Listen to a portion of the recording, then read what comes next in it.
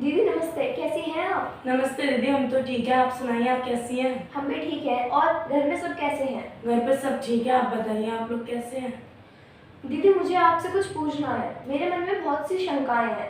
पूछिए दीदी, क्या शंका है आपके मन में? दीदी आजकल ईश्वर भक्ति के विषय पर भ्रांतियां हैं। कोई कह रहा है ईश्वर यहाँ है, कोई कह रहा है ईश्वर वहाँ है, कोई कह रहा है ईश्वर है ही नहीं। मुझे कुछ समझ में नहीं आ रहा। क्या आप मुझे इसके बारे में कुछ बता सकती हैं?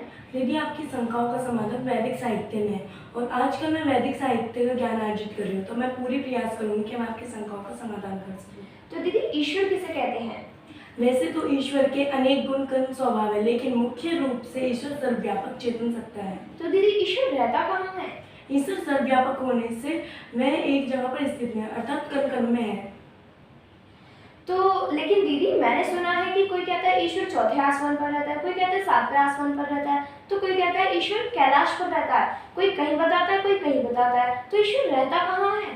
नहीं दीदी, ईश्वर सर्वव्यापक होने से वह एक जगह पर स्थित है, अर्थात कण कण में व्याप्त है। तो दीदी पूजा किसे कहते हैं? किसी वस्तु को सुरक्षित रखते हुए उसका यथा योग्य लाभ उठाने ही पूजा कहलाता है। पूजा की ईश्वर की पूजा किससे कहते हैं? ईश्वर की आज्ञा का पालन करना, ज्ञान एवं अनंत ईश्वर की पूजा या ईश्वर की भक्ति कहलाता है। ईश्वर भक्ति की विधि क्या है? ईश्वर भक्ति की विधि ईश्वर के तुल्य अपने गुण कर्म स्वभाव ईश्वर भक्ति की विधि है। ईश्वर भक्ति से लाभ क्या होता है? आत्मा बल की प्राप्ति, पूर्ण सुख शांति एवं ईश्वर भक्ति के साक्षात्कार है। तो ईश्वर अपने भक्तों के दुख दूर कैसे करता होगा?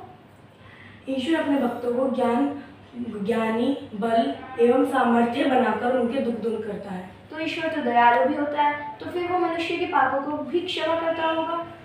हाँ दीदी, ईश्वर दयालु तो होता है, पर वह मनुष्य के पापों को क्षमा नहीं करता, वह उन्हें पापों से बचाता है। मगर ईश्वर दयालु के साथ साथ न्यायकारी भी होता है, पर जैसा हम कर्म करेंगे वैसा ही हमें फल प्राप्त होगा। तो दीदी सभी शंकाओं का समाधान व विद्याओं का मूल कारण क्या है? हाँ दीदी, एक महान पुरुष ने बताया, महर्षि देवदयानंद जी ने, कि सब सत्य विद्या और जो पदार्थ विद्या से जाने जाते हैं उन सब का आदिमूल परमेश्वर है। एवं वेद सब सत्य विद्या का पुस्तक वेद का पढ़ना पढ़ाना और सुनना सुनाना सब आर्यों को चाहिए। और कोई शंका है दीदी? नहीं दीदी, आपने मेरी अधिक शंकाओं का समाधान कर दिया है। अब मुझे कोई शंका नहीं है। धन्यवाद।